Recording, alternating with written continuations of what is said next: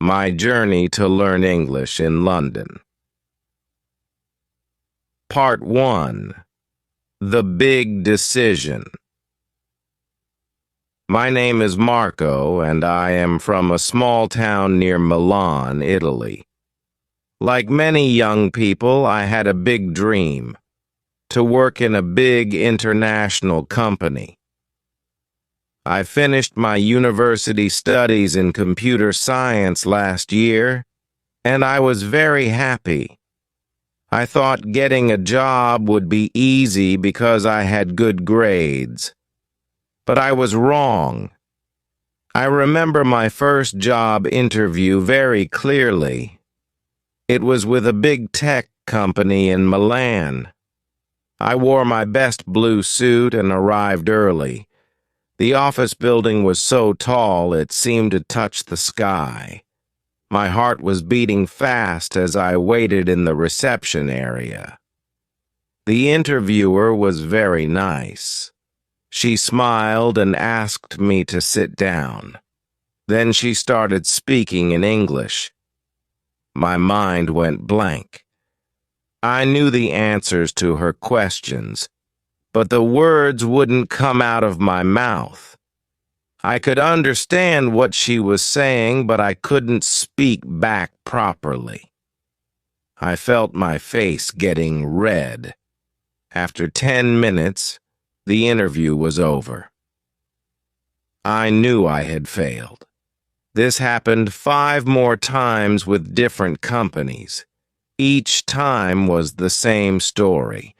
My technical skills were good, but my English wasn't good enough. I felt very sad and frustrated. I had studied English in school and even took some extra classes, but it wasn't enough. I could read English, I could understand it, but speaking was very hard for me. One evening, I was sitting in my room, looking at all the rejection emails on my computer. My mother knocked on my door and came in with a cup of coffee. She sat next to me and asked what was wrong. I told her everything. "Marco," she said, "when I was young, I wanted to learn to cook professional food. Do you know what I did? I went to work in a restaurant kitchen. Sometimes the best way to learn something is to go where that thing is, everywhere around you." Her words made me think. Where could I go to learn English? The answer was clear: England. And what better place than London? It was a big city with people from all over the world. Many of them were like me, learning English while trying to build their dreams. I spent the whole night researching on my computer. I found out about language schools in London, places to live, and how much money I would need. It was scary to think about leaving home, leaving Italy, but I knew I had to do it. I had saved some money from my part-time jobs during university, and my parents said they would help me too. The next morning, I told my parents my decision. I want to go to London for 6 months to learn English properly. My father looked worried, but my mother smiled. She had always told me that sometimes we need to take big steps to make our dreams come true. That day, I started planning everything. I found a good language school in London that wasn't too expensive. They had classes at different levels, and students could practice speaking English every day. I also found a shared apartment near the school where I could live with other international students. The hardest part was getting a visa. I had to fill out many forms and show that I had enough money to live in London. I also had to prove that I was going there to study. It took many weeks, but finally I got the visa. When I held that passport with the visa stamp in my hands, it felt like holding a key to my future. As I started packing my bags, I felt both excited and scared.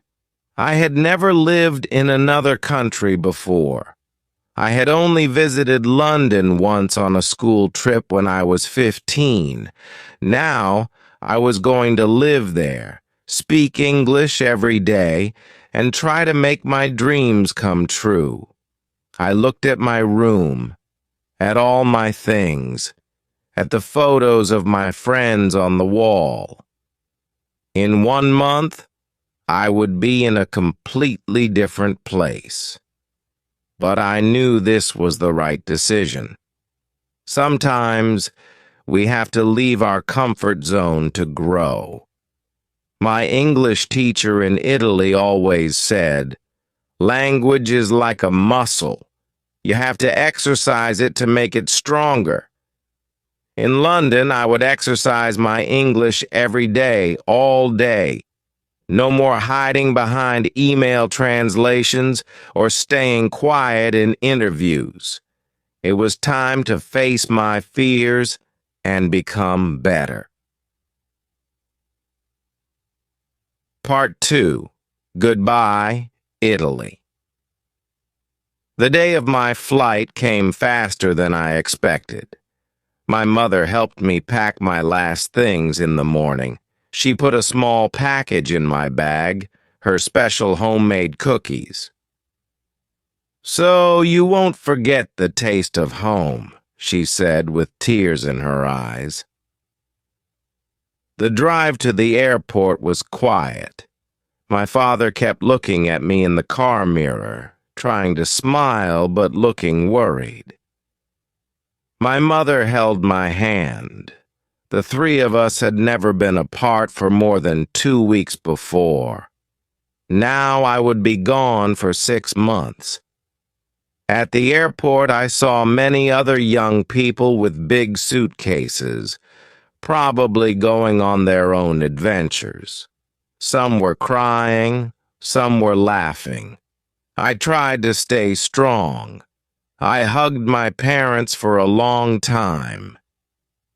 "Call us when you land," my father said. "Every day," my mother added. Going through security, I looked back one last time and waved. Then they were gone, and I was alone. My adventure was starting. I found my gate and waited for my flight. I tried to listen to other passengers speaking English. Some were British, going home. Others were tourists. I understood most of what they were saying, but when I tried to order a coffee at the airport cafe, I still struggled with the words.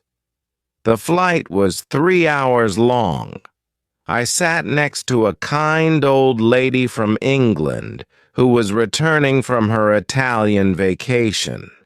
She spoke very slowly when she realized I was learning English.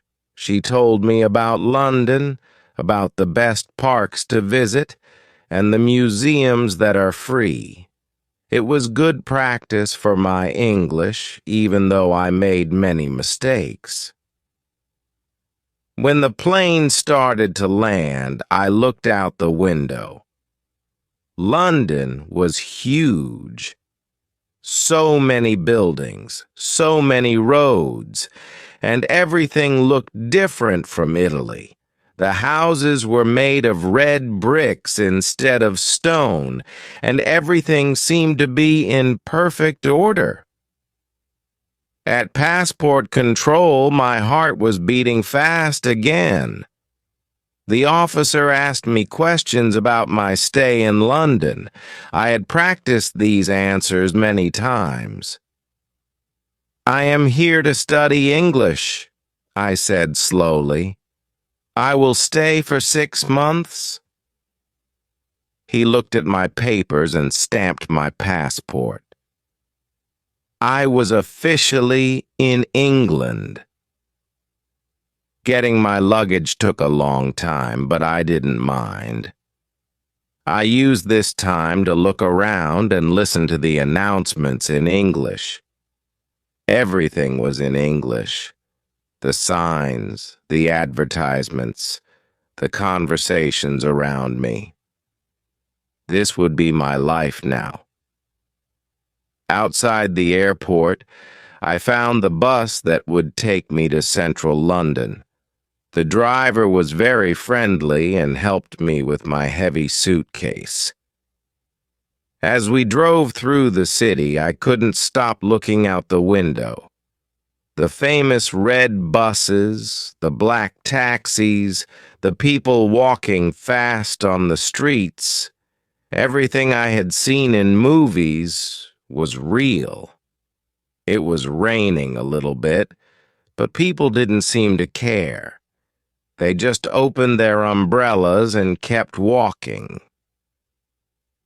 Welcome to London, I thought to myself. I checked the address of my new home on my phone. A shared house in a place called Shepherd's Bush. The language school had helped me find this accommodation with other international students. The bus ride took almost 2 hours because of traffic. I used this time to send messages to my parents, telling them I had arrived safely. My mother replied with many heart emojis. My father sent a simple message. We are proud of you. Finally, I arrived at my new home.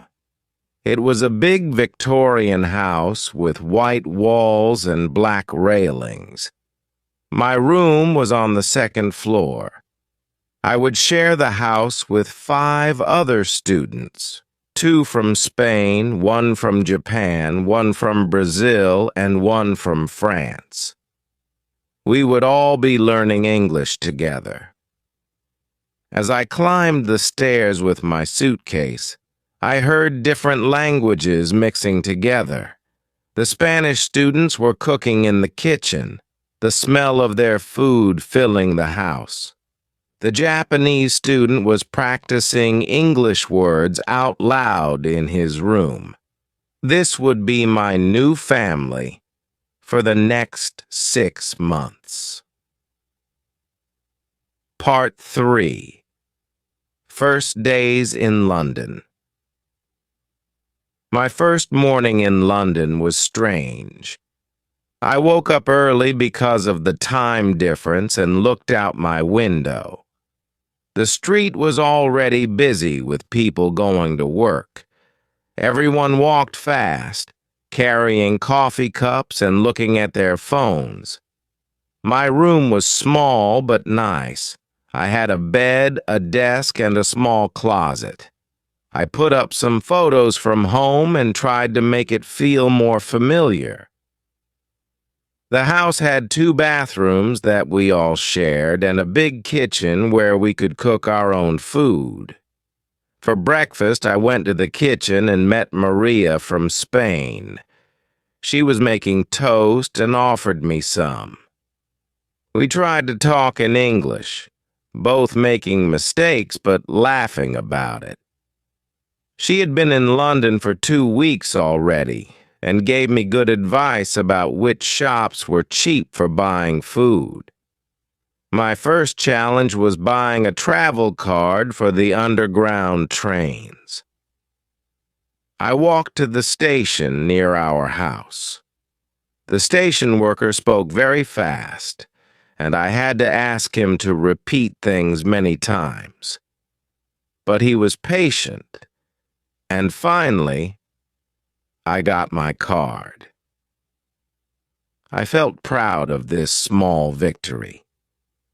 The language school was in central London, about 30 minutes by underground from my house. On my first day, I got lost twice. The London Underground map looked like a colorful spider web, and I took the wrong train. But people were nice and helped me find my way when I asked. At the school, there were students from all over the world. On my first day, we had to take a test to check our English level. The writing part was okay, but the speaking part was hard. I was put in the intermediate class, which meant my English wasn't as bad as I thought, but I still had a lot to learn. My teacher was called Sarah. She was young and energetic, always smiling and encouraging us to speak, even when we made mistakes. "Mistakes are how we learn," she kept saying. In my class, there were 12 students from different countries. None of them spoke Italian, which was good because it forced me to use English.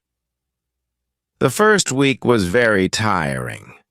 My brain hurt from trying to think in English all day. Even simple things like buying lunch or asking for directions became big challenges. But each day I felt a little bit more confident. I wrote down new words I learned in a small notebook I carried everywhere. In the evenings, I would cook dinner with my housemates. We made it a rule to speak only English in the common areas of the house. Sometimes we made funny mistakes that made everyone laugh. Like when Carlos from Spain tried to say he was hungry, but said angry instead. Every night before bed, I called my parents on video chat. They wanted to know everything about my day. I told them about the people I met, the new words I learned, and the strange English food I tried.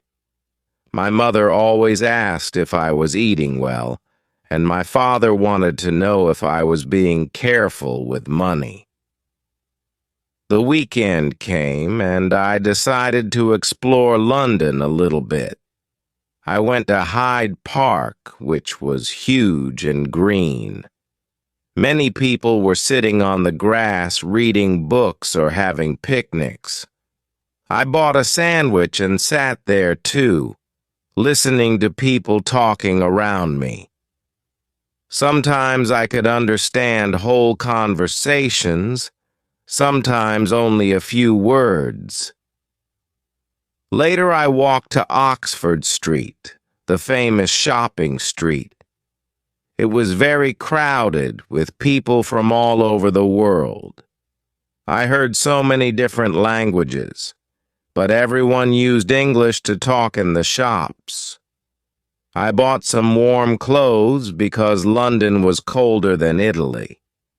That night, my housemates invited me to watch an English movie with them. We put on English subtitles to help us understand better. The movie was funny, but the best part was trying to explain the jokes to each other in English afterward. Before going to bed, I wrote in my diary in English. Sarah had suggested we do this every day to practice writing. I wrote about my first week, my new friends, and how London was different from my home in Italy. Even though it was hard sometimes, I felt happy. I was doing something big, something that would change my life. Part 4. Learning to Speak. After 2 weeks in London, I started to understand the school routine. Classes were from Monday to Friday, 9 a.m. to 3 p.m. In the morning, we studied grammar and vocabulary. After lunch, we had speaking practice and listening exercises. Sarah, our teacher, made the classes fun. One day she brought in English newspapers and we had to read news stories out loud. Another day we played a game where we had to describe objects without saying their name. It was hard but helped us think quickly in English. The best part was that we couldn't use our phones to translate words. If we didn't know how to say something, we had to explain it in other ways. At first, this was very frustrating. But slowly, I learned to speak around the words I didn't know, using simple explanations. Every Wednesday, we had conversation club after class. Students from all levels would meet in the school cafe and talk about different topics. One week it was food, another week it was movies. The teachers joined us but didn't correct our mistakes. They wanted us to feel comfortable just talking. In my third week, something amazing happened. I was buying coffee before class, and the cafe worker asked me if I wanted anything else. Without thinking, I answered in English. It was a simple conversation, but I didn't have to translate the words in my head first. The words just came out naturally. I told Sarah about this and she smiled. "That's because your brain is starting to think in English," she said. "It happens when you use the language every day." This made me very happy. It was a small step, but an important one. At home, I started watching English TV shows without subtitles. Sometimes I missed parts of the conversation, but I could usually understand the main story. My housemates and I would watch together and help each other understand the difficult parts.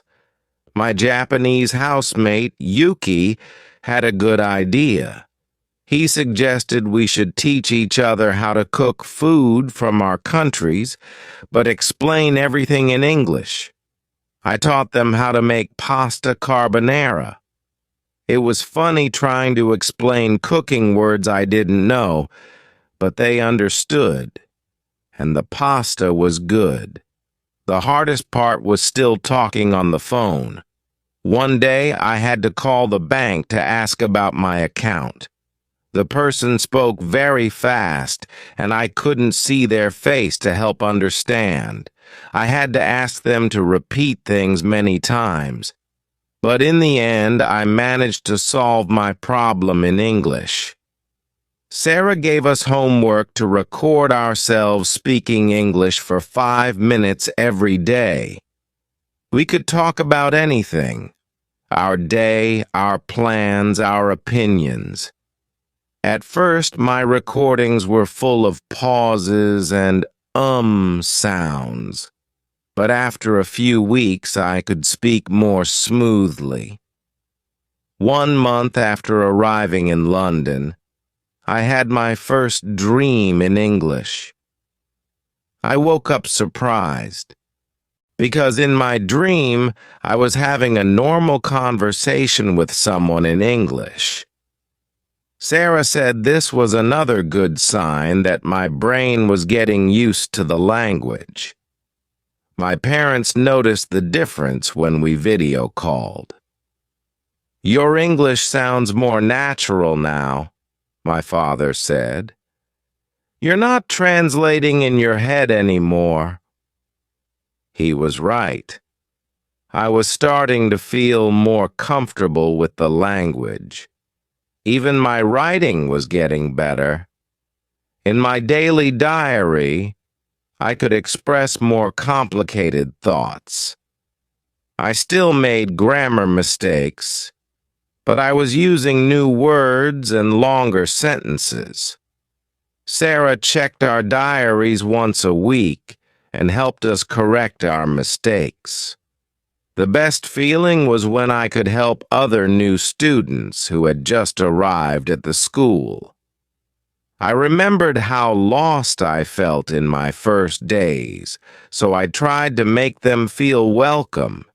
Explaining things to them in English helped me practice too. Every small success made me more confident.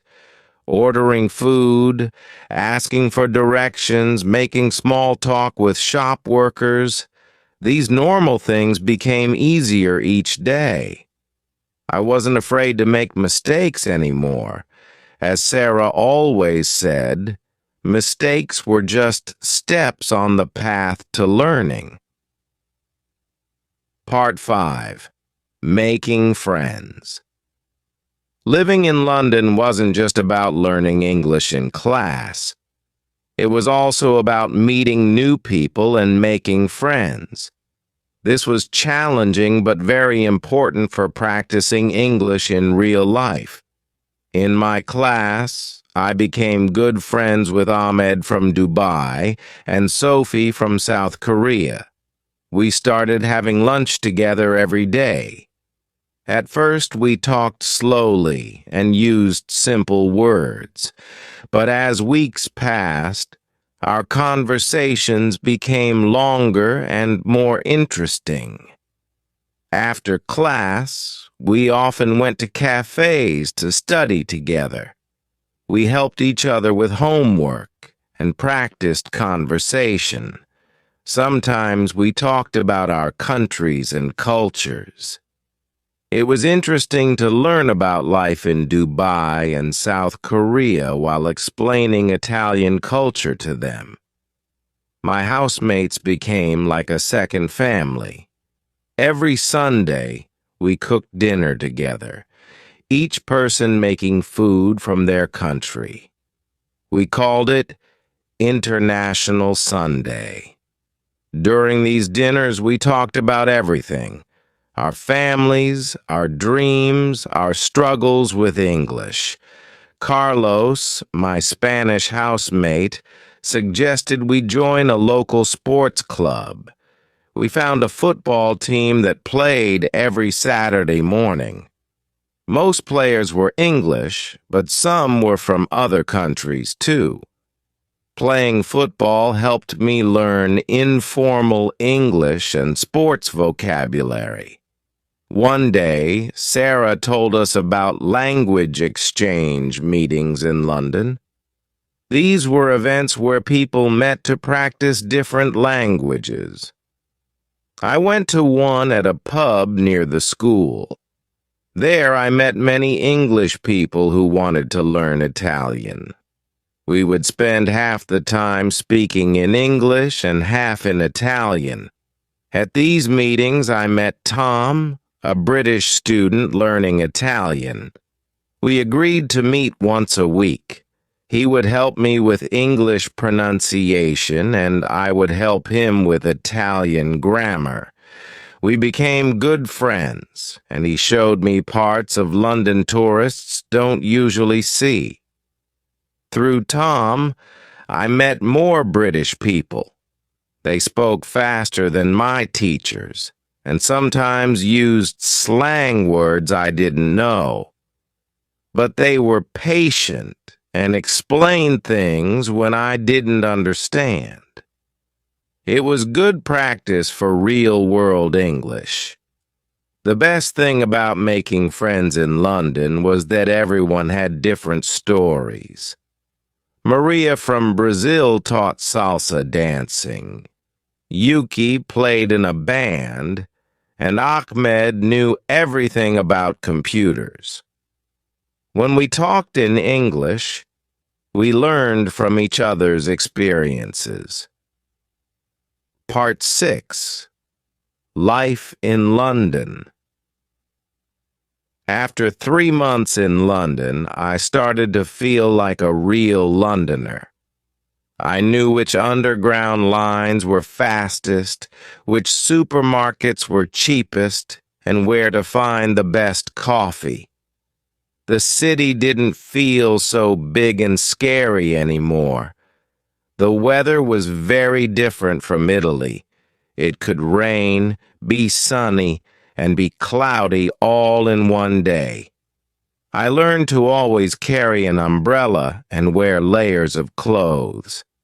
My mother sent me a warm scarf she knitted, which was perfect for the cold London mornings. On weekends, I explored different parts of the city. I visited famous places like Big Ben, Tower Bridge, and Buckingham Palace, but I also found small, quiet places I liked better. Little bookshops, peaceful parks, and cozy cafes where I could study. The markets in London were amazing. Borough Market had food from all over the world. Camden Market was full of interesting clothes and music. I practiced my English by talking to the market sellers and trying to negotiate prices. I got a part-time job at a small Italian restaurant near my house. The owner was from Rome and gave me work as a waiter for weekend evenings. It was perfect practice for my English because I had to talk to customers all the time.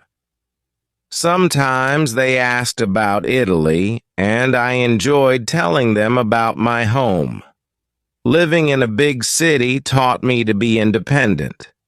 I learned to manage my money carefully, cook my own meals, and solve problems by myself. When things went wrong, like when I lost my phone or got sick, I had to handle everything in English. My confidence grew every day. I could now make doctor appointments, talk to bank workers, and even argue about a wrong bill in a shop, all in English.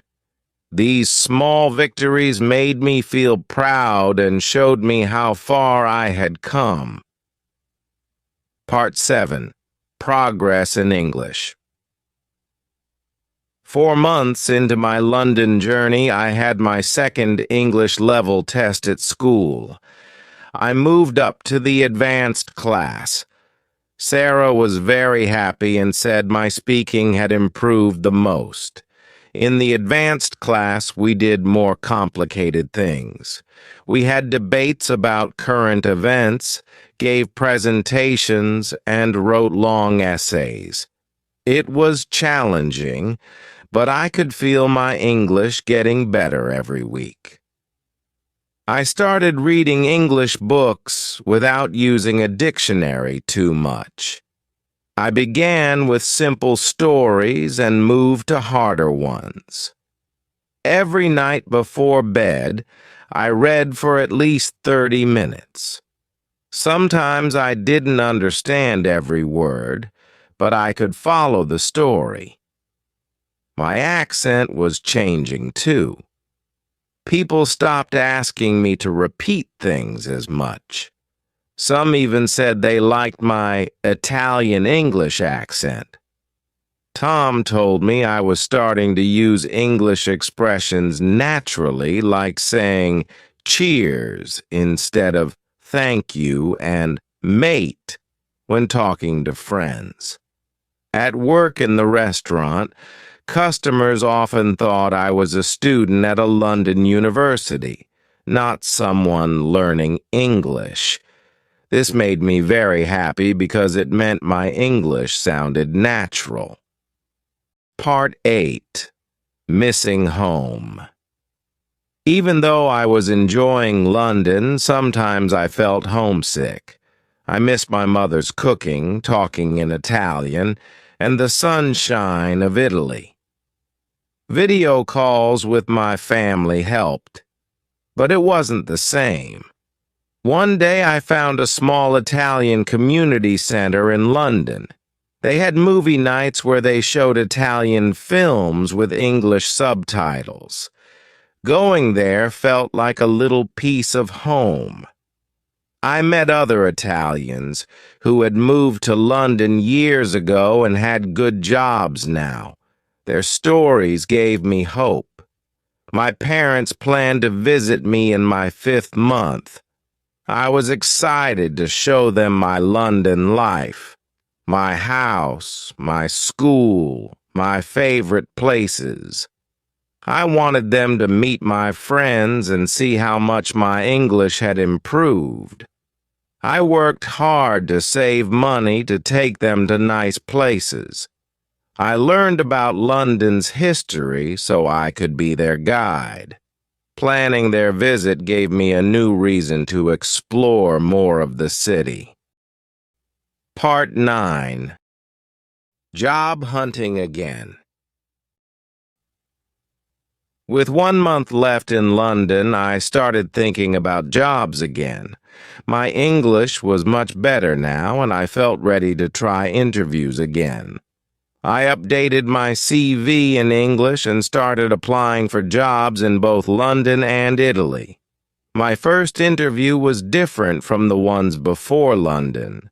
I felt calm and could express myself clearly. The interviewer asked difficult questions, but I answered them without struggling for words. Even though I didn't get that job, I knew I had improved a lot.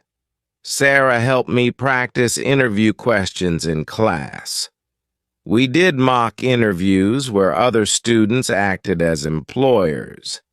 They asked tough questions, and I had to explain my skills and experience in English.